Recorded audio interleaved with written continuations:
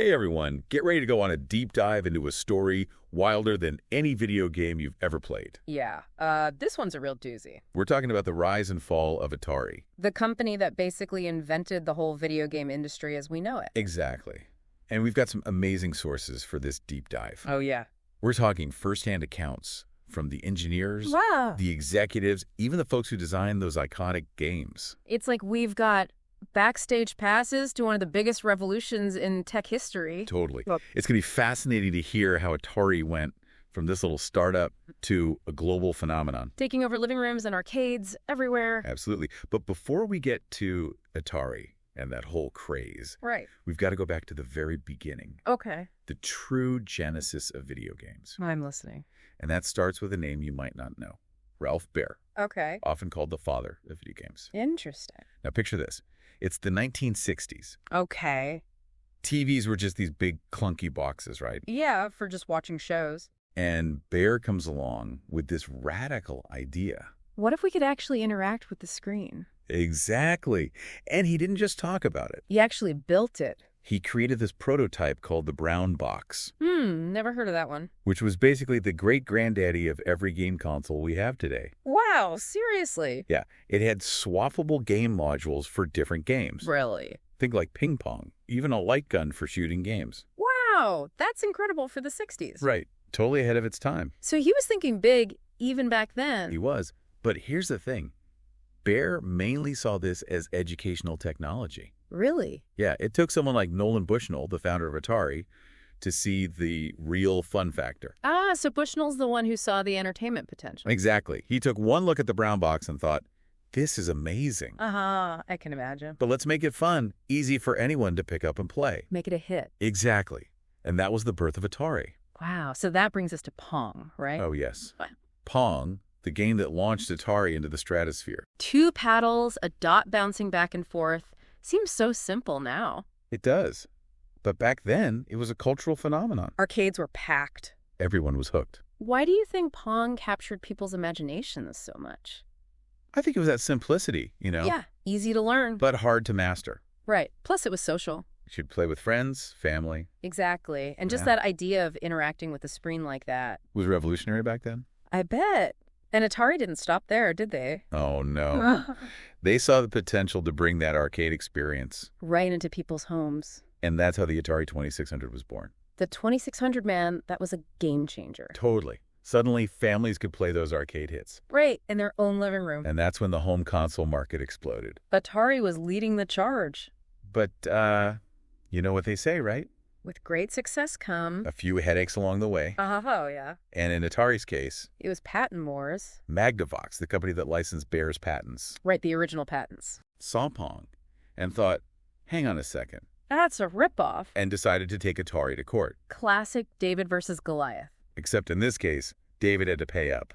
What happened? Atari settled, agreed to pay licensing fees to Magnavox. Okay, but here's the thing. What's that? Magnavox then went after all of Atari's competitors, Oh, wow. basically wiping out the competition for Atari. So they accidentally benefited from this whole lawsuit. Yeah, in a way, they stumbled into this huge advantage. Less competition meant they could focus on their games, Solidify their spot as the top dog in gaming. releasing hit after hit. Space Invaders, Asteroids, Pac-Man, they had it all. The golden age of Atari was in full swing. But even in a golden age, there are always cracks, right? True. And for Atari, this massive growth, Led to them being bought by Warner Communications. a huge media company, very corporate. Talk about a culture clash. Huge. Yeah. You've got this freewheeling, innovative Atari. Now suddenly under the thumb of this corporate giant. And Bushnell, with his relaxed style. Totally clashed with Warner's more rigid approach. So was Warner more interested in profits than creativity? It's a good question, and it might have hurt them in the long run. Are you trying to squeeze every penny out of the 2600? Instead of focusing on new ideas. Right, because technology was changing fast. And this tension eventually led to Bushnell leaving Atari. The company he created. It's like the beginning of the end for that golden era. It's hard to say for sure, but it was definitely a turning point. A new CEO, Rika Saar, came in. And his style was very different from Bushnell's. From what I've heard, Kassar was all about control. More corporate structure. Reserved parking spaces for executives. Which didn't go over well with Atari's employees. Definitely ruffled some feathers. And this all happened as something else was going on. What's that? The rise of third-party developers. Ah, the companies making games for Atari's console. Yeah, remember that lawsuit with Magnavox? I do. Well, it actually opened the door for other companies to make Atari games. More games for everyone. That sounds good. In theory. What was the problem? Well, anyone could make a game now. And the quality was all over the place. Some good, some bad. A lot of bad, actually. The market got flooded. And consumers started to lose trust. It was like the Wild West of game development. Leading to the infamous video game crash of 1983. And, of course, everyone blames E.T. The game that's become a legend for all the wrong reasons. But E.T. was really just a symptom of a much bigger problem. The market was just overflowing with all these games. And not all of them were good. Not even close. There were some real stinkers in there. So people just got fed up. Exactly. Yeah. Consumers lost trust. They didn't know what to buy anymore. So while Atari was trying to figure things out, a company on the other side of the world saw their chance. Nintendo, right? Bingo. They were already killing it with arcade games. Donkey Kong, that was huge. Yeah, and they saw what happened with Atari. All those bad games hurting the whole industry. So Nintendo came up with a solution. What was that? Quality control. They were strict about it. Made sure only the good stuff got through. Exactly. They launched the NES. The Nintendo Entertainment System. The Nintendo Entertainment System. And it was a monster hit. Super Mario Bros. Zelda, Metroid. Those games were incredible. Not just fun, but well-made, polished. And they appealed to everyone. Kids, adults, everyone. Nintendo basically became the gatekeeper. Of quality for the NES. Yeah. Third-party developers had to meet their standards? Interesting approach. It built trust with consumers. For sure, but some people weren't happy about it. How so? They thought it stifled creativity. Especially for smaller developers. Yeah, it was harder to get your game out there. But on the other hand, it kept the quality high. Which was important after that whole crash. Right, rebuilding trust in video games. It's fascinating how Nintendo turned things around. They saved the industry and made a whole new set of rules. But they weren't the only ones in the game anymore. Right, Sega came along. With their 16-bit console. The Sega Genesis. And they had a completely different vibe. Yeah, they weren't afraid to be a little edgy. They went after the older crowd. The ones who wanted something a little more rebellious. Exactly. I think Sonic the Hedgehog. Oh yeah, Sonic's so cool, so fast. A total contrast to Nintendo's Mario. And Sega was all about pushing the limits. With their games and their marketing. Remember blast processing? Yeah. More of a marketing gimmick. But it got people's attention. And it showed off what the Genesis could do. So you had this epic console war. Nintendo versus Sega, Mario versus Sonic. It was awesome for gamers. We got so many great games out of it. What were some of the key differences between those two? Well, Nintendo kept things family-friendly. While Sega was more open to mature themes. Nintendo's games were bright, colorful, cartoony. And Sega's were darker, grittier, more realistic. Even their marketing reflected that. Nintendo was all about fun for the whole family. And Sega was the cool, rebellious alternative. But it wasn't just about mascots and style. The technology was changing too. Right. You mentioned blast processing. What about Nintendo's Mode 7? That was pretty groundbreaking, wasn't it? Totally. It let them create these pseudo 3D effects. On the Super Nintendo. Yeah, games like F-Zero and Super Mario Kart. They had this sense of depth you'd never seen before. It was amazing for the time.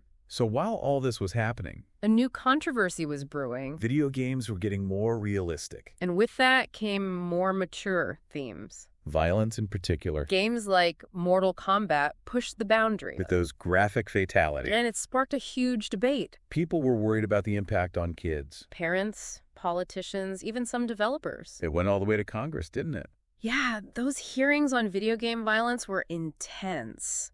What were the main arguments? Well, some people thought violent games would make kids more aggressive. Desensitize them to violence. They pointed to studies that showed a link between games and aggression. But others said video games were just entertainment. And there wasn't enough evidence to prove they caused violence. Right. They said other factors were more important. Like social environment and mental health. It was a complex issue. With no easy answers. And it led to the creation of the ESRB rating system. The little labels we see on game boxes today. To give parents more information. Help them make informed choices. But while Nintendo and Sega were battling it out, another player was about to enter the arena. A company that had been rejected by Nintendo. Sony, they were known for electronics. But they saw the potential in gaming And they jumped in headfirst. with the PlayStation. A console that would change everything. It was a huge risk. But it paid off big time. It's pretty amazing to think how far we've come from those early days. Oh, yeah. You know, blocky pixels, simple sounds. A long way. And now we've got these huge immersive worlds. It's incredible. Stories that are like as good as any Hollywood movie. And we can play with people all over the world. The evolution of gaming has been mind-blowing. It really has. And it all goes back to those pioneers, you know? The ones who started it all. People like Ralph Baer, Nolan Bushnell, Yeah, and all the others. working away in their basements and garages, Just tinkering away. driven by their passion for games. And this vision for the future. It wasn't just about technology. It was about pushing the limits of creativity. Entertainment. They were building a whole new industry. It would change everything. Culture, technology, how we connect with each other. And now gaming is this multi-billion-dollar global phenomenon. It really is. It doesn't matter how old you are, what language you speak. Everyone's playing. It makes you wonder, what's next? That's the exciting part. What new worlds are we going to explore? I mean, virtual reality is getting so immersive. And AI is changing how games are designed. Who knows what else is coming? The possibilities are endless. It's kind of overwhelming to think about. It is, but as we look to the future, You've got to remember the lessons from the past. especially from Atari, They had it all. and then they lost it. It shows that success can be fleeting. Innovation is crucial. You have to adapt to survive.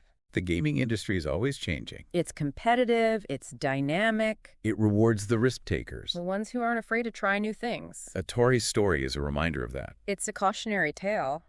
but also a testament to human ingenuity Yeah. and the power of video games, They've come a long way. and they're not going anywhere. So what's the future of gaming?